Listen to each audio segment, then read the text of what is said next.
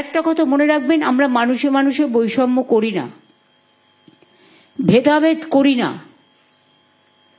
এই রাজ্যে সবার সমান অধিকার। আমি জানি অনেক রাজবংশী লোকেদের নোটিশ পাঠানো হয়েছিল আসাম থেকে, এবং আমরা সেটা নিয়ে তীব্র প্রতিবাদও করেছি।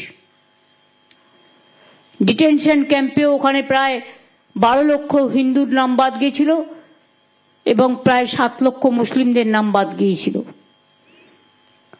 এখানেও নিজেরাই কাউকে কাউকে নিয়ে আসছে যারা ওপার বাংলার ভোটার, এখন যারা এসছে, এখন 24-এ।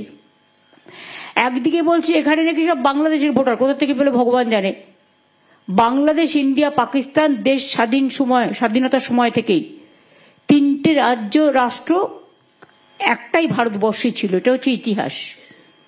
দেশ স্বাধীন হওয়ার পর যার ইচ্ছে বাংলাদেশ থেকে বাংলায় এসছে, ইন্ডিয়াতে এসছে, যার ইচ্ছে পাকিস্তানে গেছে, কেউ বা গেছে ইন্ডিয়াতে। ইন্ডিয়া, পাকিস্তান, বাংলাদেশ 3টে রাষ্ট্র হয়ে গেছে। আর 1971 সালে যখন বাংলাদেশের মুক্তিযুদ্ধ হয়, তখন ইন্দিরা মুজিবুর রহমানের একটা চুক্তি হয়েছিল।